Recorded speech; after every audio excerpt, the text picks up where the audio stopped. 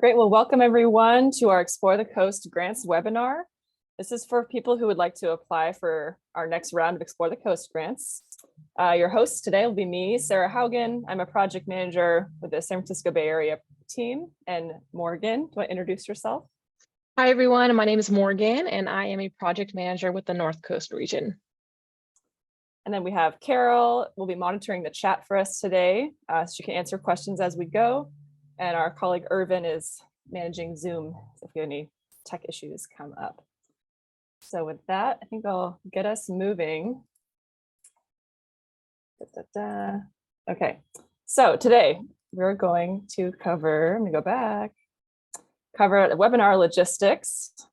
We'll go over the Explore the Coast program in general, in case you haven't heard of it yet or know the details. I'll cover the program priorities, the funding we have available this year, and then Morgan and I will go over the application and scoring. That's the meat of the presentation. And then hopefully we'll have some time for Q&A at the end. But we're also having 2 additional office hour sessions on different dates for any really in-depth questions that come up. So as I said, we'll have a chat monitor. So if you have questions as we go, feel free to put them there. And Carol can answer those. And as you can see, this is being recorded for posterity if you want to look online and rewatch any sections to get clarity. So first, an overview of Explore the Coast. This program in a coastal conservancy acknowledges that California's ocean, coast, and beaches are places of joy, relaxation, and healing. And we think it's important that people have the ability to experience the coast without fear of financial costs, physical barriers, or feelings of not belonging. And it's crucial that people feel they can cultivate their lifelong connections to the coast. So that's our purpose. The priorities, this is on a timer maybe, are to share enjoyable and healing experiences on the coast, first of all, to provide long-term impacts of these experiences on people's lives, to inspire ongoing leadership and coastal stewardship, to connect groups that consistently face barriers by providing opportunities for community leadership, to serve California's diverse population, and to reduce economic, physical, operational, or societal barriers, basically all the barriers you could face. And something special about this program is we have priority communities that we focus on for these grants. They seek to, like I said, they seek to provide experiences for people in communities who traditionally face challenges accessing or enjoying the coast. We refer to these as Explore the Coast priority communities. And this includes, but is not limited to, lower income individuals and households, people with disabilities, people of color, Indigenous communities, immigrant communities, foster youth, among other groups. So next, talk a little bit about the types of projects we fund and some examples. So in general, we like to see programs that bring people to the coast to play, learn to surf, kayak, sail, other coastal related activities. We like projects that are hands-on, highly interactive and immersive to help build positive connections with the coast. We also like to see programs that not only help participants overcome barriers to coastal access on a one-time basis, but also help reduce barriers in the long run by giving people skills to feel safe and comfortable near the ocean, letting people see the others from their community or who look like them are at the beach, and letting people know how to get to the beach and many other ways that can happen. And finally, we also like to see programs that have opportunities to build leadership or job skills. And so some examples of projects from the past are through environmental traveling companions. They offer various activities to their participants, such as sea kayaking, whitewater rafting, cross-country skiing, as well as youth leadership adventures to more than 100,000 people with special needs, including people with visual or mobility impairments and developmental disabilities. Second one is Outdoor Outreach. They're based in San Diego, and they create coastal outings for disadvantaged youth and offer leadership opportunities where participants can go on to become instructors and peer mentors for other youth in their programs. And finally, the Wahine Project provides transportation for underserved girls located over 20 miles away from the coast to visit Casa Verde Beach in Monterey and to be part of different ocean activities. So those are some examples of projects we fund. What we don't fund, on the flip side, are projects that solely focus on classroom-based programs or curriculum. We're more about those experiences on the coast, getting to experience the beach and such. We also don't support construction of facilities through this grant program, but do note that the Conservancy has other grant programs that have funded projects to build new trails, trailheads, and other amenities such as beach stairways, bathrooms, and overlooks. So if you have a grant or a project with that kind of construction, reach out to us and we can direct you to the correct grant program to apply for funds. And finally, we don't fund projects that are solely beach cleanups. A beach cleanup could be a part of your overall program, but not the main focus. That's not our main focus for this grant program. Next, talking about Explore the Coast for this year, what we have in store. So we're approximating that we'll have about 1 million available in grant funds. We're not sure on this exact amount until our budget is approved in June. That's what we are estimating. And so this year we have a maximum grant award of $100,000 per project. So when you're applying, you can apply for that many funds. It can be your whole project if we're the only funder, but that's the limit we can consider at this time. The projects can occur starting in late 2023 or early 2024 and must be finished by January of 2026. The applications are due next month, Monday, February 27th.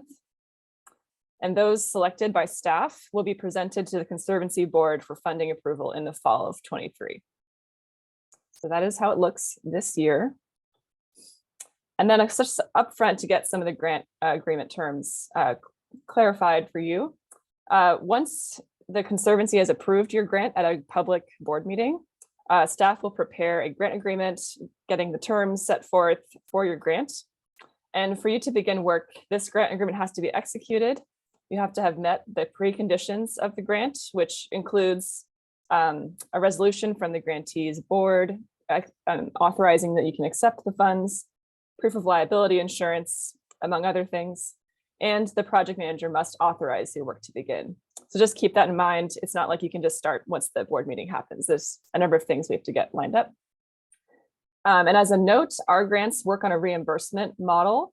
So you would be doing the work and invoicing the Conservancy for the costs of your project, which means you would have to front the cost for that time until you can be reimbursed. There are circumstances in which we can advance the funds and rather than being paid in arrears. So if that's a major barrier for your organization, you can talk to us about what your options are. And then in general, all of our grantees should be prepared to be audited by the state. So it's really important that you keep all of your documents and records and receipts necessary to document your payments and invoices to the Conservancy. Just in case that happens, you have to be ready to do that. If you can't provide that documentation, you might have to repay grant funds. So important to keep documentation. Yeah, so that's that for our terms. I'm going to now pass it over to Morgan to start the explanation of our application. Awesome. Thank you, Sarah.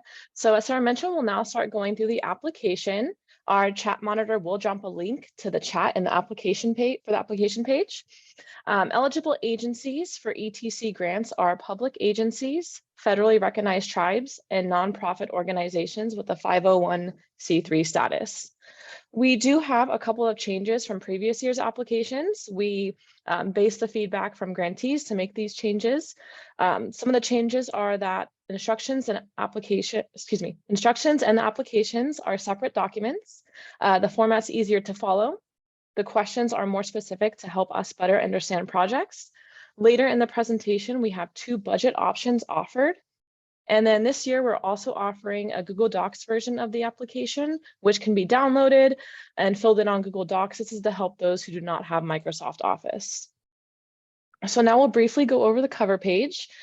First, you want to list your contact information, such as the organization, a contact person, their title, and phone number. Next, we have the project information.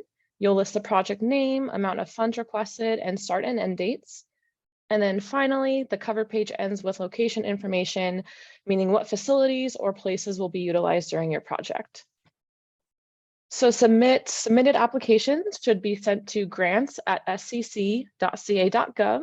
The deadline is February 27th, 2023 at 11:59 p.m.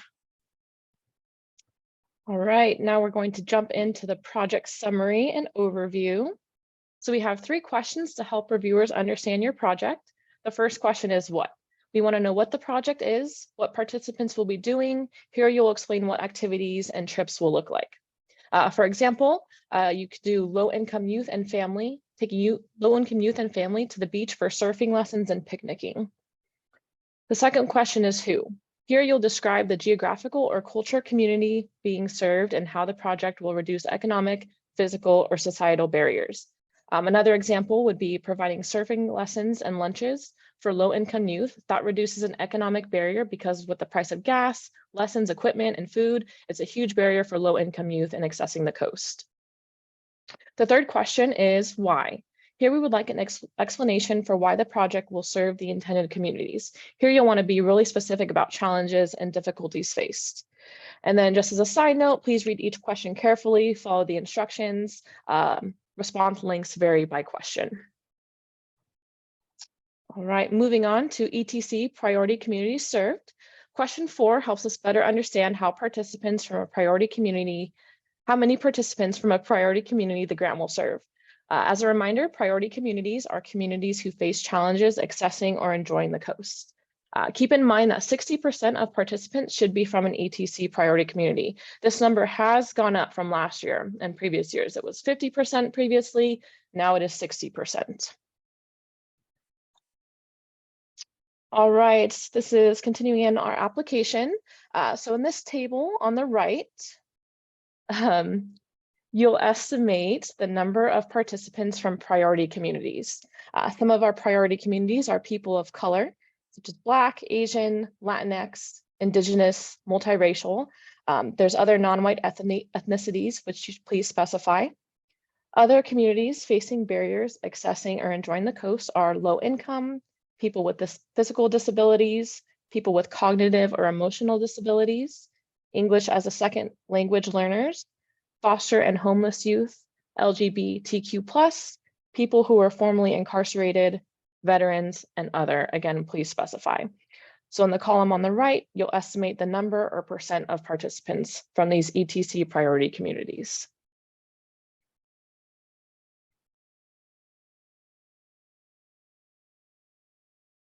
All right, so continuing with our ETC priority communities served, we have, you'll please fill in the estimated number of participants from each California region. So on the left, we have a map of California. The regions are color-coded and numbered. So we have our North Coast, Far North, Bay Area, Sacramento Valley and Sierra, Central Coast, San Joaquin Valley, South Coast, and inland Southern California and deserts. So again, you'll estimate the number or percent of participants from each of these California regions. And this map is in the instructions on the application as well. Okay, so ETC cultural and ability inclusivity. Question 5 and 6 help us understand how inclusive your program is. Question 5 asks you to describe how the program considers differences in cultural and social backgrounds, past experiences, knowledge, and comfort levels during program activities. Question 6 asks if your program intends to increase ability inclusion, how does the program plan to address inclusion and accommodation barriers that participants may face in accessing or enjoying the coast? On that note, projects that don't address ability inclusivity will be scored lower. So we strongly encourage all projects address ability inclusivity in some way.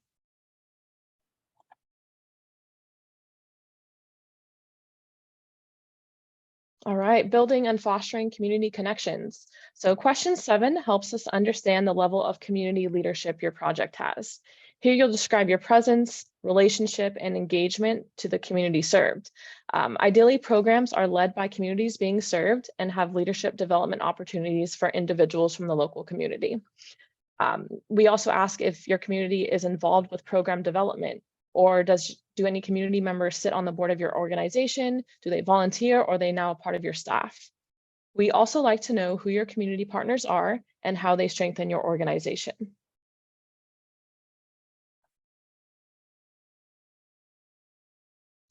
Long-term positive impacts. Question 8 asks applicants to describe any long-term positive impacts their project hopes to have on its participants. Some examples of elements that are known to have positive impacts are leadership development opportunities, multi-year programs or programs that engage participants over multiple occasions, family or support system involvement, or peer mentorship.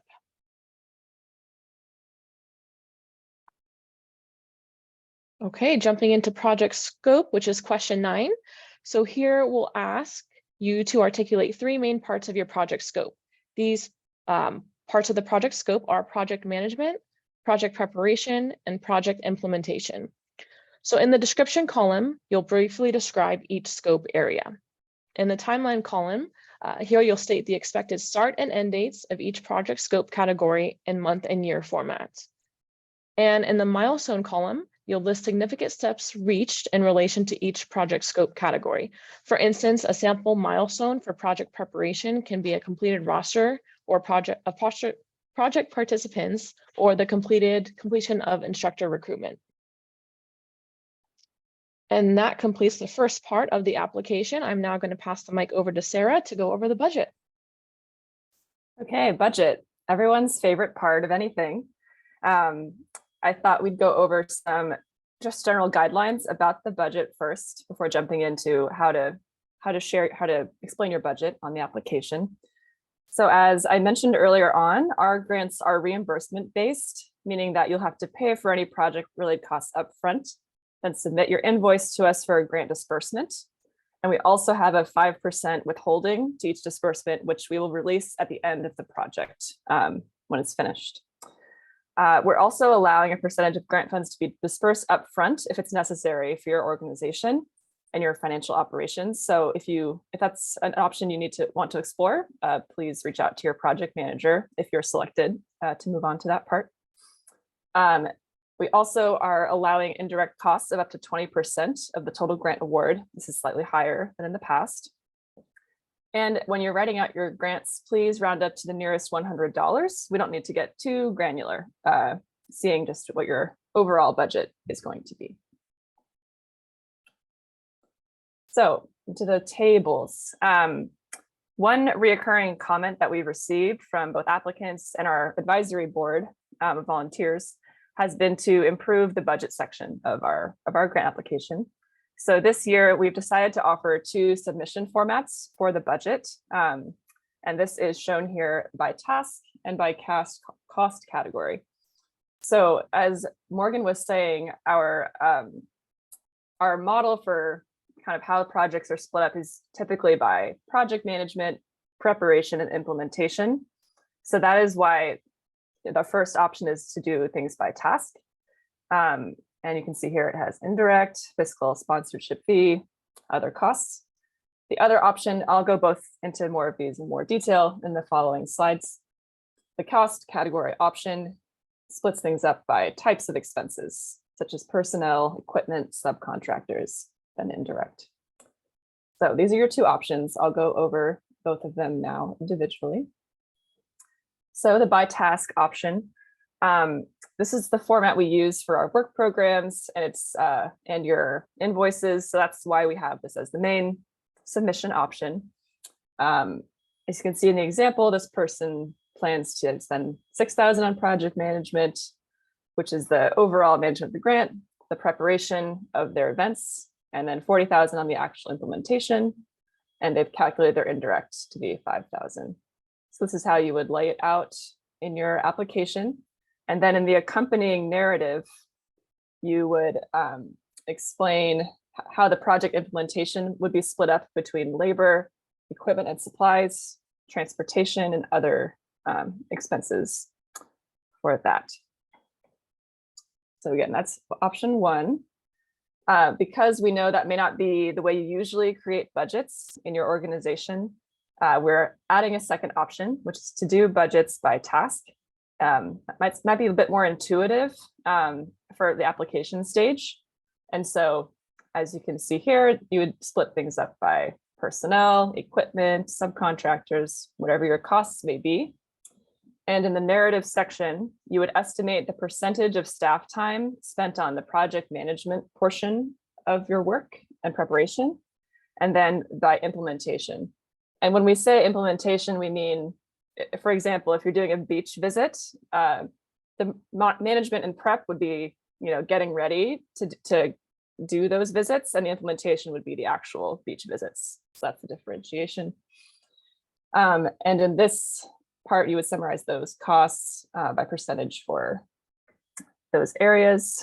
So making sure I'm not missing something in my notes here. Yeah, so to summarize those costs by equipment and supplies and your subcontractors. Those are the two chart options. And there's more explanation as well in our instructions and on the application itself for these. The last part of the budget section has some questions to answer in narrative format. So question 11, cost to participants. This one asks if your programming will be free or subsidized to participants, and if the grant we're giving you would allow for that. So we like to see it to be as low barrier as possible for participants. Question 12, if you're offering subsidies or scholarships, we want to know how you plan to select participants for these, just what your mechanism will be. Question 13 is any other funding you have. So will this be, would our grant be covering the entire cost? Do you have other funders? Are there matching funds or in-kind donations? Those aren't required, but we like to know exactly what funding is in play when you're applying for our grant. So explain those in this question. And lastly, in the budget section, applicant capacity. We'd like to know what your history is managing grants, the size and location of your organization, any partners you work with. So for example, are there partners that help you carry out the beach visits, if that's what you're doing? Is this a new or existing program? Is this something you've done in the past and are repeating, or are you starting something brand new? Do you have project managers that are dedicated to this project? Those kinds of things. And again, there's more prompts for this question in the grant application and instructions. So that is it for the budget, and we can again go over questions later if they came up. So now I will pass it back to Morgan. Awesome. So we'll briefly go over the scoring criteria. We won't go over the whole thing because it is pretty in-depth. So the scoring criteria serves as guidance on how projects will be evaluated. We recommend everyone taking a look at the criteria to get an idea of what we're looking for and how each question is weighted and scored on the application. The scoring criteria can be found on our website. See the link dropped in the chat. Carol will kindly drop a link for everyone to click on. And again, we highly recommend taking a look at that scoring criteria.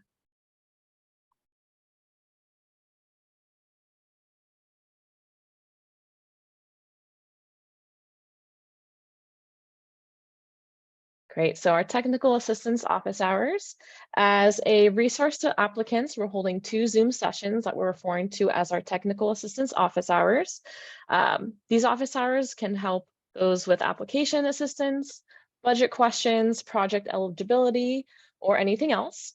Attendees can ask questions that will be answered in a group setting. If time and availability allows, attendees can request to be moved to a breakout room for one-on-one questions. Our 2 technical office hours will be on January 19th and February 8th. Both of these will be from 12:30 p.m. to 1:30 p.m. Pre-registration is required to access the Zoom link, and Carol will drop a link in the chat to register for the Zoom's registration. Thank you. Fabulous. So to contact us to request a project consultation, if you have any questions, please feel free to reach out at explorethecoast@scc.ca.gov. Please include the ETC region of your project in your request. You can check on that map, and a project manager in your region will respond. I do just want to make note that you do need to submit your application to the grants@scc.ca.gov. This Explore the Coast at scc.ca.gov is just for consultations and questions and queries.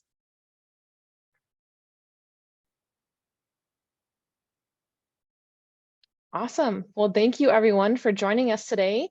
We do have a few minutes to answer some general questions, but specific project questions should be sent to our email. Again, that's on the previous slide or brought up during our office hours, technical office hours.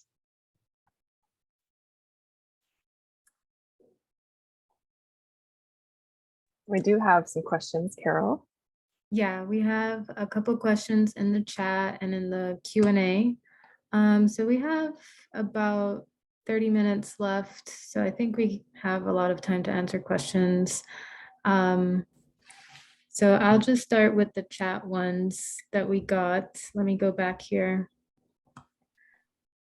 And if there are other SDC staff who want to answer questions, you can ping Irvin to let you in as a panelist.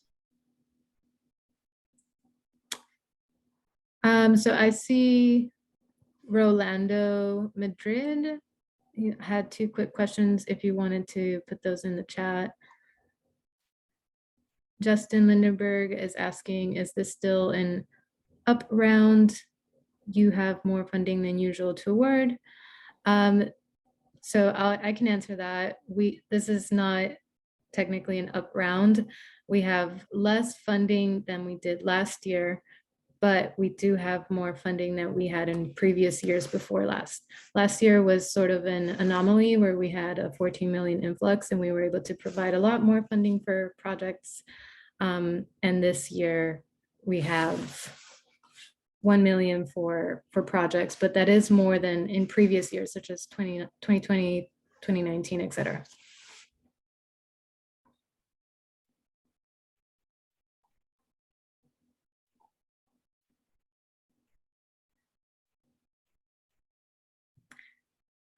Okay, so I see Rolando's questions in the chat. Can the grant cover swimming lessons for at-risk youth prior to going to the coast? And can the grant cover the purchase of a used van to have consistent transportation to the coast for future cohorts?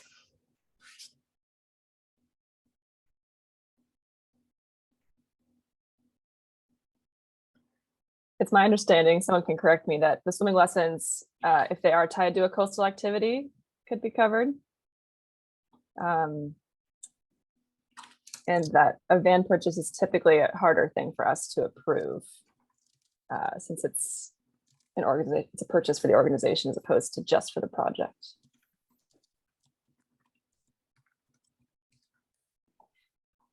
Yeah, I'll confirm. Under this grant program, we do not pay for vehicles. But you can rent vans.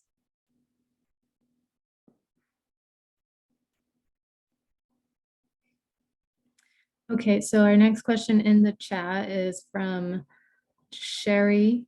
And Sherry is asking, could you explain again what is included under the project management? Is that primarily related to managing this grant? Yes, so preparing progress reports, invoices, tracking your expenses, those sorts of activities would be under project management.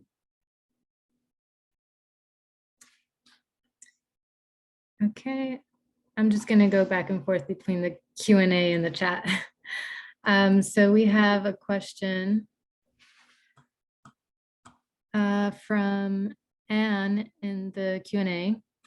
Anne says, similar to another question asked, our project is at a farm about a mile from the coast. We focus on connecting the local community to the land, but we don't currently do any activities at the beach. Wonder if we would be eligible. And we have a strong preference for taking the participants to the coast and having those experiences at the coast to promote joyful experiences and healing at the coast and bonding and things like that. So it's strongly preferred for activities to take place at the coast and the beach and etc.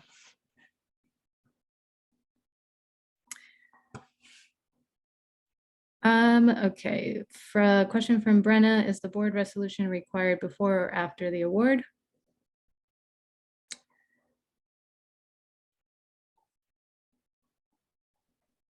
I think this was answered by Erin, but it can be either before or after.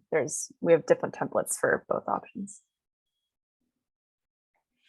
Okay, sorry, I can't see it like who's Yeah. already answered what question, so I might be repeating some things here.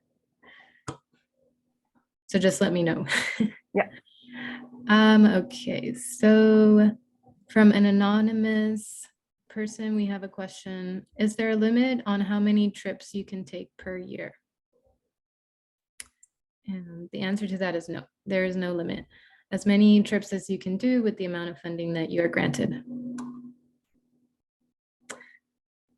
You mentioned the project needs to happen beginning in late 2023.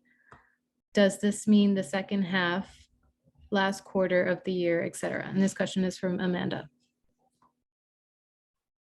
Yeah, well, the projects will be taken to the board usually in September so in the fall. So it's not realistic to start the grant anytime before that. So best to, if you're trying to shoot for earlier, it'd be late fall or early 2024.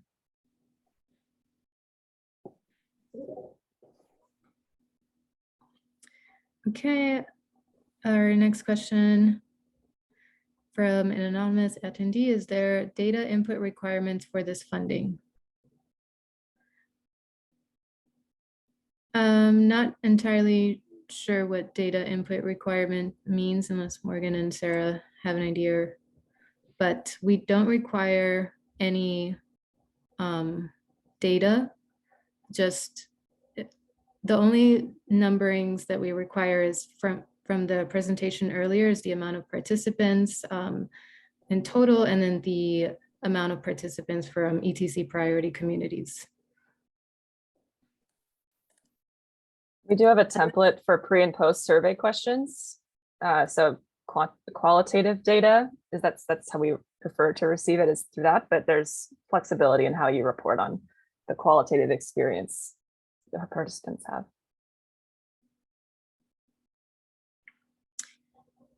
Okay, I'm going back to the chat question. Rolando is asking if there is a list of past grant awardees and what their projects were and where we may find that. So we don't have a list per se, but we do have some project examples on our website under the Explore the Coast page. So those are a few examples of projects, and we are working on a listserv for ETC grantees who have opted in to share their information to be able to connect with each other. Also, if you give me a minute, I'll stick links to our last 2 years of staff reports, and those will summarize the grants approved at each of those meetings. I'll put it in the chat in a sec. Okay, next question. What system does this funding require us to work with? Not entirely sure what you mean by system. But there is no system requirement. You could type that in the chat if you have more to that question.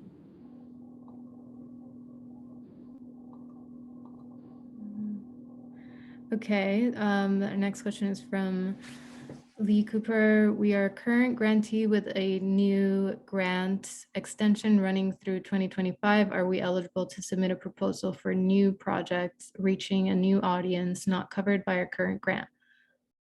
I have previously heard yes, but based on some comments here, I'm not sure. Trish, do you want to answer that? Yeah, the answer is no, you're not eligible this year.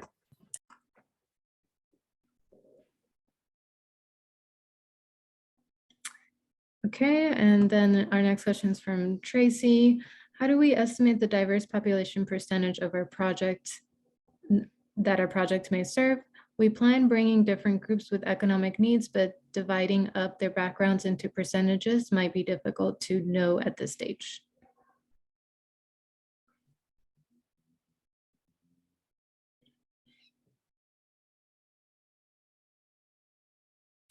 Sarah, And I believe it's just an estimate for the application phase. We don't expect you to have figured out every single person who will be participating, but we like to know who the target audience is.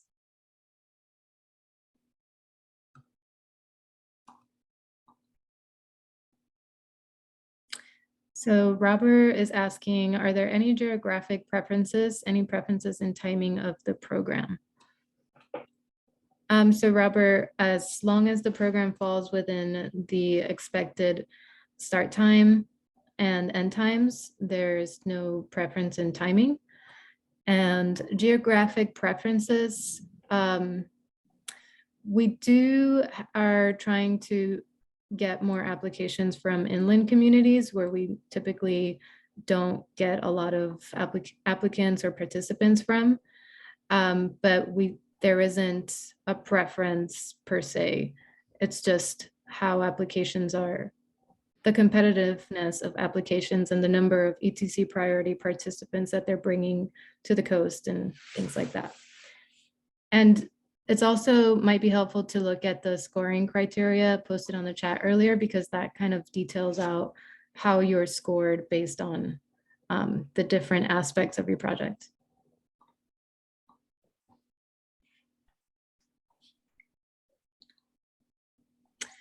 So the next question is, we would be the applicants for the grant to work with partner X.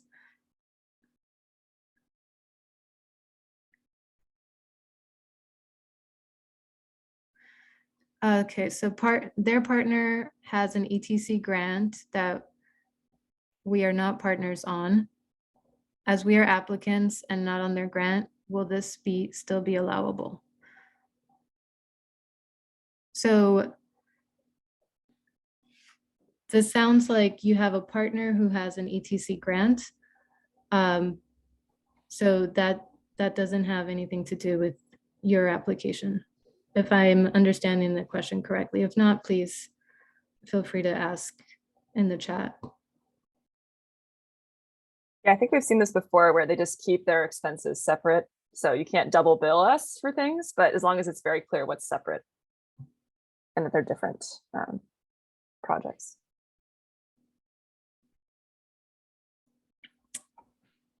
Okay.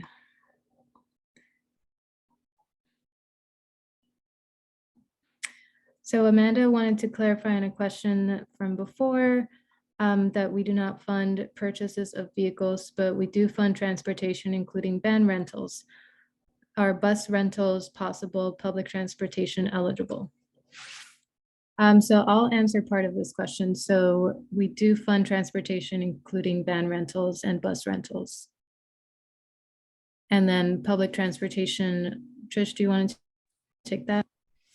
Yes, we'll also pay for transit by public transportation.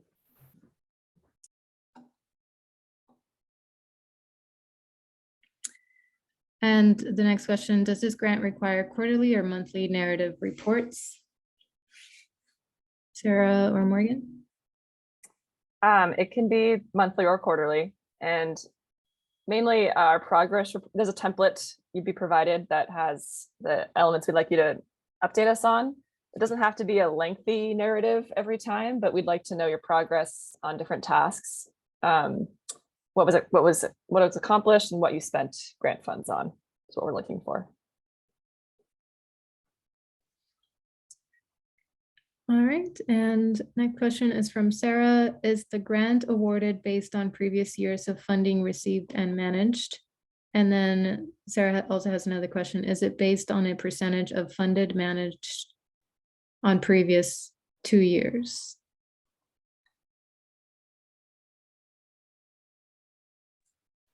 This is Trish. I'll answer that. No, the grant decisions and awards aren't based on previous funding in any way.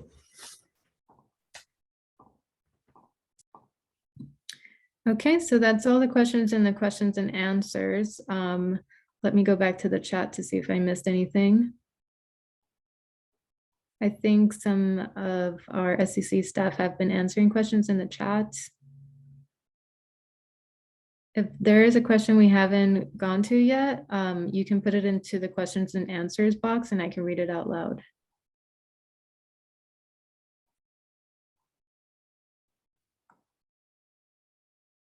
I see a question here from Michelle Markman. Can funds be used to store equipment used for our beach day programs?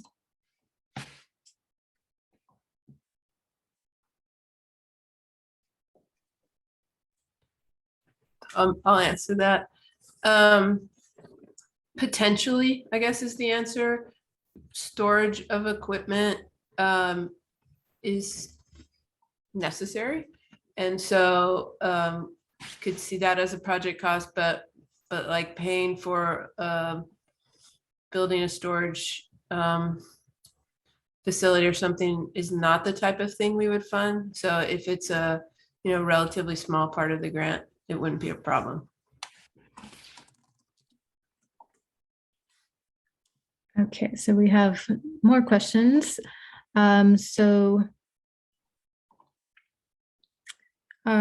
From an anonymous user, can educational programs be considered joyful experiences? Can you please elaborate more on this? Mainly we're looking, want to go Morgan? Okay.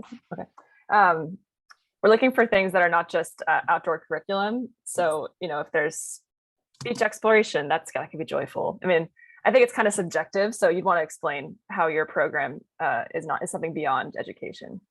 And that would be assessed by our scorers or reviewers.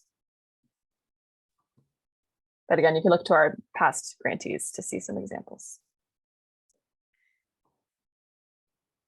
Yeah, I think kind of to add to that, we want to see programs where the participants are having hands-on experiences, kayaking, paddleboarding, whatever the experience might be, more of that than participants that are being talked to in sort of a learning environment.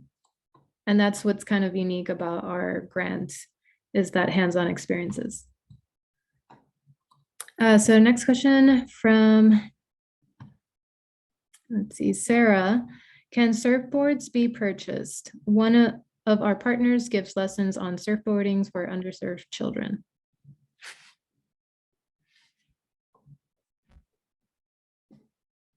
I might punt that to Trish. Same. Oh, okay, sure. Yes, surfboards can be purchased, as can boogie boards and other types of ocean play equipment. But what you cannot do is give them to the participants. They need to be kept as part of your program. Okay. So let me jump over here to the chat. Is there a definition of the coast that you use? I would say the Conservancy's jurisdiction is the coast north to south and does include the Bay, San Francisco Bay Area. Does that sound right to others? Yeah, and I'll just elaborate a little bit.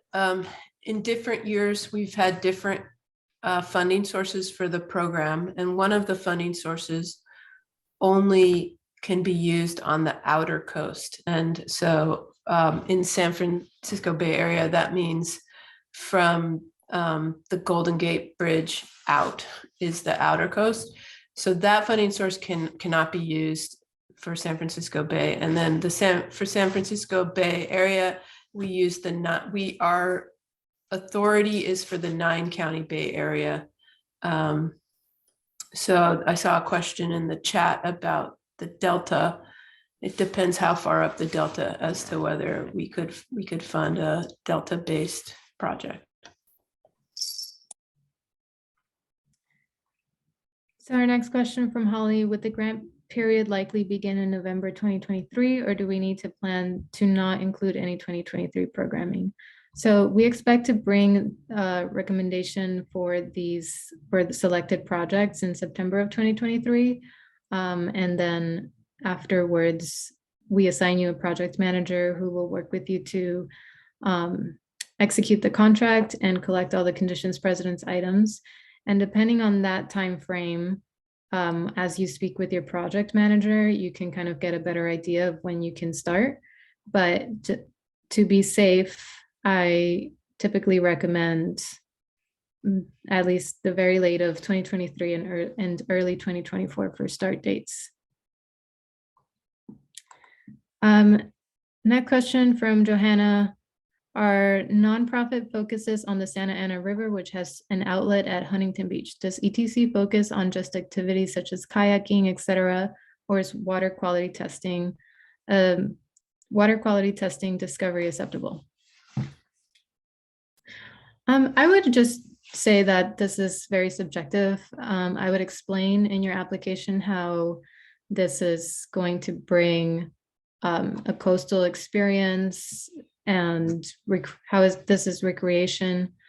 And yeah, maybe try to focus that aspect in your application. Sarah, did you have anything to add to that?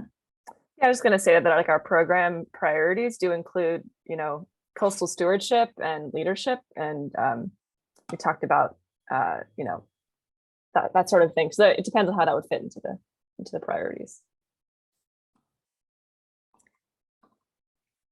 Another question from Tracy: is food for participants covered and our rentals of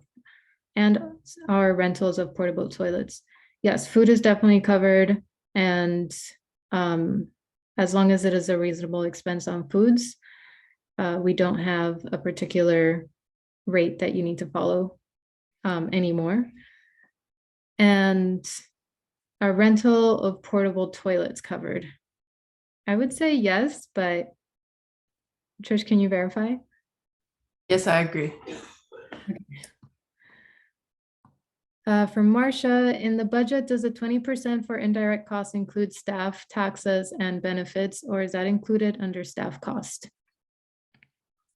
That's included in staff costs.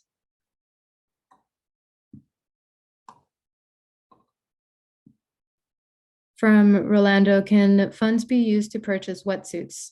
Also, have there been any programs that visit the coast at night and talk about astronomy using telescopes and nightlife at the coast? I think we kind of covered this in the other answer. We can buy materials that are being used for the program. They just can't be given to the participants. They have to be kept by the organization. And that goes also for the question about wheelchair mats on the sand that I see in the chat. And I think Bryce also put in some more detail about that question, Rolando, in the chat. A previous unanswered question, Bridget asked, can funds be used to purchase beach-going wheelchairs? I'll answer that one. We're going to have a separate grant round this year for beach wheelchairs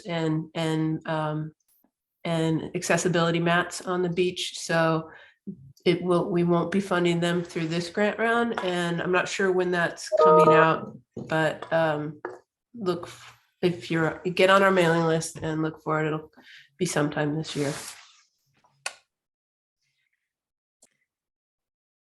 From an anonymous, can overnight lodging be a part of the grant? Yes, it can. And from Z, we have a question. How does the Coastal Conservancy define outreach and engagement?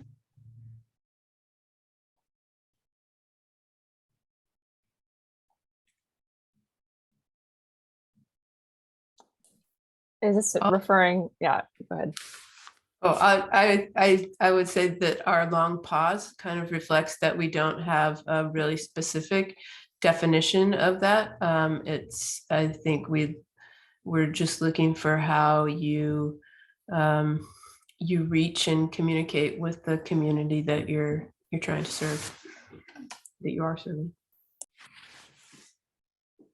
And from Robert, do the other funding sources need to be secured, or can they also be anticipated? So I can answer that.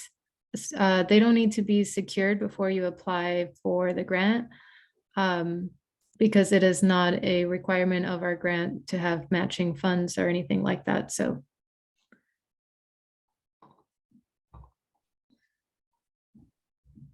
okay, let's see. From Sarah, is overnight experiences for families acceptable? Yes, it is.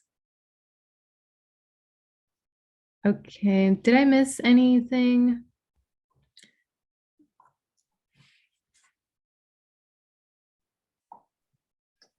I see, can we pay salaries of lifeguard instructors? Yes, if that's part of the project.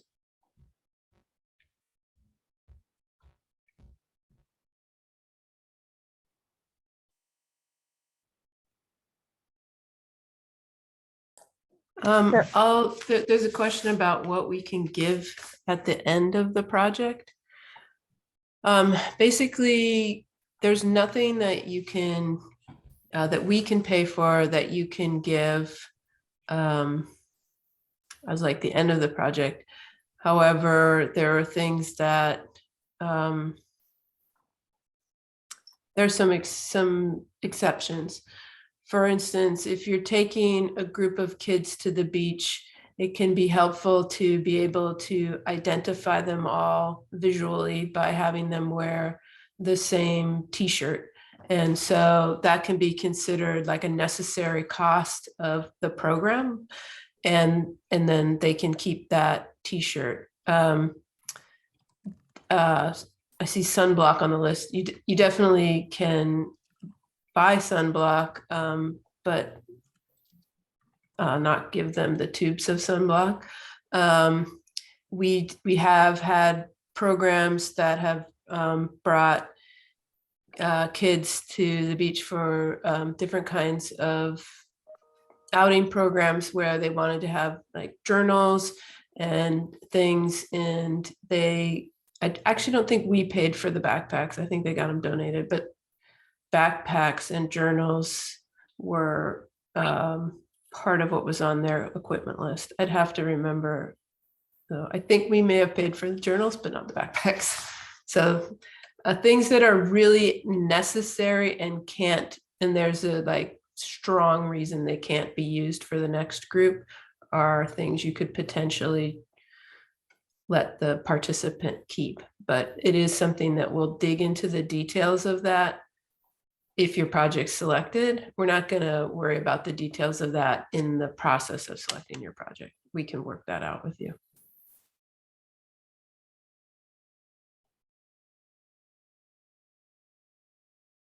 Going back to the page that shows our upcoming office hour dates. So you can register for these online on our website. If you have more specific questions for your applications, and there'll be multiple staff online to help answer them.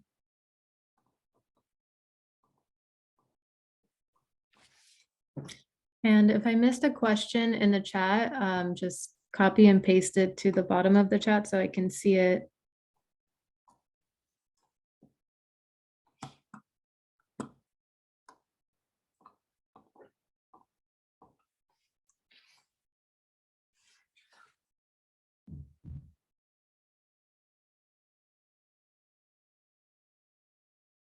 Okay.